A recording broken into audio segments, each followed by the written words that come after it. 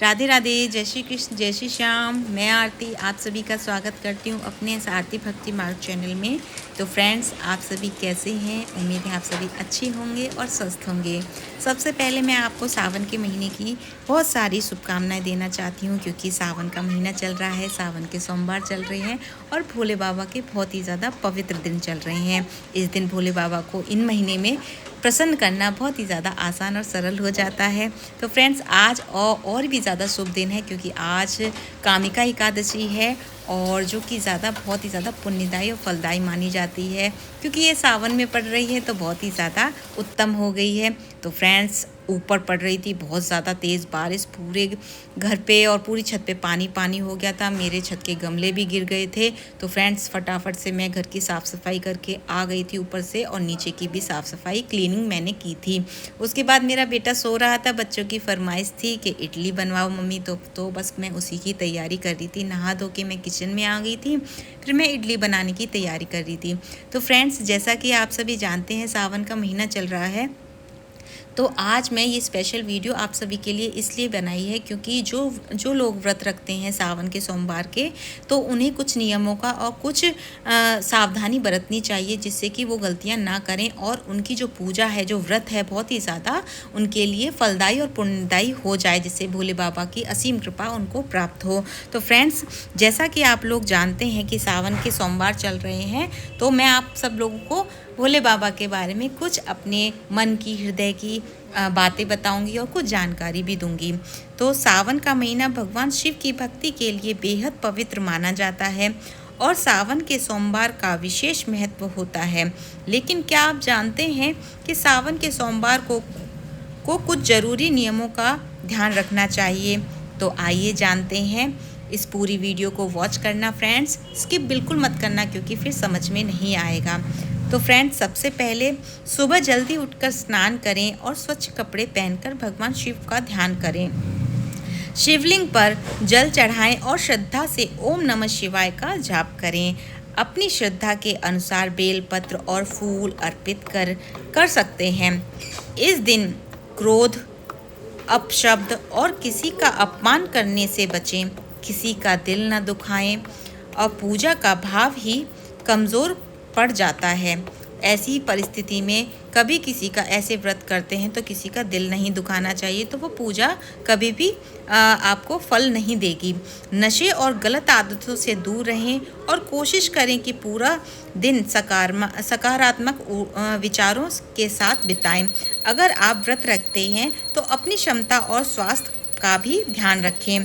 व्रत रखना ज़रूरी नहीं है, श्रद्धा से भगवान शिव का स्मरण करना भी भक्ति ही है। और सबसे ज़रूरी बात, भगवान शिव को दिखावा नहीं, सच्चा भाव चाहिए। इस सावन के सोमवार एक संकल्प ले कि हम किसी का बुरा नहीं करेंगे, ज़रूरतमंद की मदद करेंगे और अपने मन को शांत रखने की कोशिश करेंगे। अगर आप भी भोलेनाथ के भक्त हैं तो इन चीज़ों का विशेष ध्यान रखिए। तो फ्रेंड्स, महादेव का भरोसा और विश्वास करना बहुत ज़रूरी है, क्योंकि किसी भी इष्ट को आप मानते हैं, किसी के भी प्रति आप श्रद्धा रखते हैं, तो पूरा विश्वास होना चाहिए। क्योंकि जब विश्वास नहीं है तो इंसान भागता है, कभी भोले बाबा की पूजा करता है, कभी नारायण भगवान की, कभी राम जी की, कभी हनुमान जी की। एक जगह स्थिर हो जाइए, सभी एक ही हैं। विभिन्न जगहों पे घूमने से कुछ फ़ायदा नहीं है, तो आपकी भक्ति किसी भी काम की नहीं है। तो फ्रेंड्स, कर्म करते रहो, महादेव पर विश्वास रखो, जो होगा अच्छा ही होगा, बस दिल में आस रखो। देर हो सकती है भोलेनाथ के दरबार में, लेकिन अंधेरा कभी नहीं होगा। तो फ्रेंड्स, विश्वास पर ही दुनिया टिकी है। प्रभु भी आपकी परीक्षा लेता है और वो भी जानना चाहता है कि आपके दिल में उनके लिए कितना विश्वास है।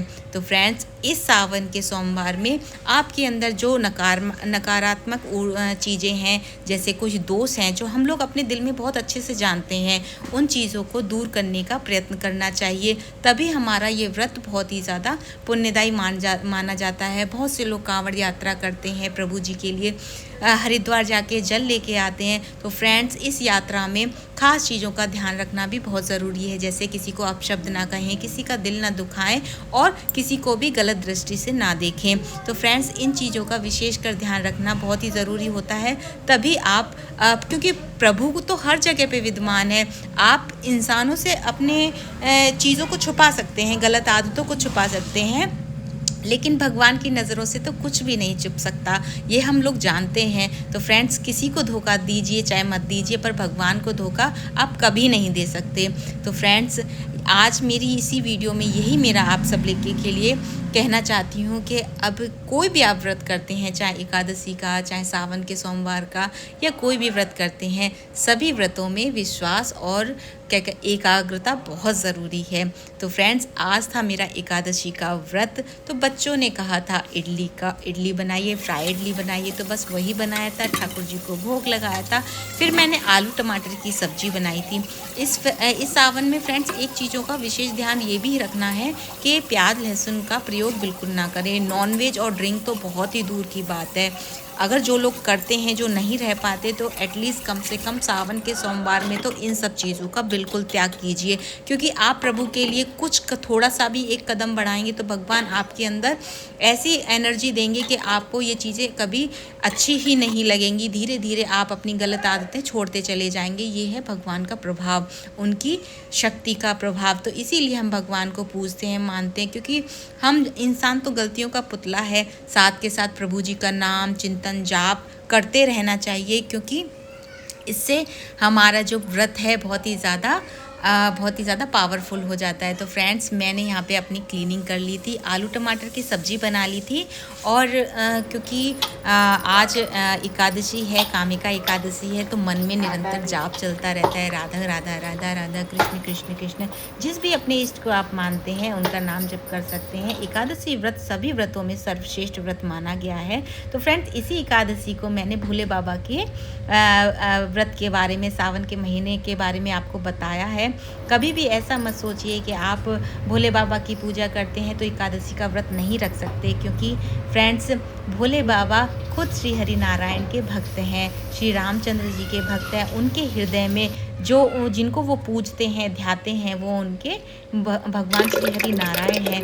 यदि आप सावन में अपने श्री हरि नारायण को पूजेंगे और नाम जप करेंगे, तो उनकी विशेष कृपा प्राप्त होगी। तो फ्रेंड्स, यहाँ पे मैंने अपनी कर ली थी खाने की तैयारी। मैंने आटा गूंद के रख लिया था, सब्जी बना ली थी, लस्सी बना ली थी। सबसे पहले मैंने अपने ठाकुर जी को भोग लगाया था। तो फ्रेंड्स, कभी भी अपने घर में कुछ भी अपना अच्छा सा बनाते हैं या भोग बनाते हैं बिना प्याज लहसुन का, उसका भोग ज़रूर ठाकुर जी को लगाना चाहिए। जो भी आप बाहर से कोई चीज़ लेके आते हैं, मिठाई वगैरह, या घर में बनाते हैं, तो सबसे पहले सर्वप्रथम अपने ठाकुर जी को अपने मंदिर में रखिए। और हो सके तो सावन के महीने में या फिर डेली कर सकते हैं तो बहुत ही अच्छी बात है। सावन के महीने में हर सोमवार को आप भोले बाबा के जल चढ़ाएं। अगर हो सके तो रेगुलर चढ़ाइए, तो बहुत ही अच्छी बात है। तो फ्रेंड्स, मेरा नियम है कि मैं रोज़ाना मंदिर जाती हूँ, भोले बाबा को जल चढ़ाती हूँ, क्योंकि मंदिर मेरा पास में ही है। क्योंकि हम फ्रेंड्स ग्रस्त में हैं, तो कभी कभी ऐसी परिस्थिति आ जाती है कि हम लोग नहीं जा पाते और पूजा भी नहीं कर पाते। तो मानसिक रूप से हमको पूजन करना चाहिए, नाम जप करना चाहिए, क्योंकि फ्रेंड्स, आप सभी जानते हैं, क्योंकि सब कुछ कर पाना आसान नहीं होता। हम ग्रस्त में हैं, तो प्रभु जी सब जानते हैं, भगवान भाव के भूखे होते हैं। तो फ्रेंड्स, मेरा कहने का आप सभी से यही उद्देश्य था, और उसके बाद मैंने सबके लिए खाना बनाया। और अगर आपको मेरी वीडियो अच्छी लगी हो तो लाइक, कमेंट और सब्सक्राइब ज़रूर कीजिएगा।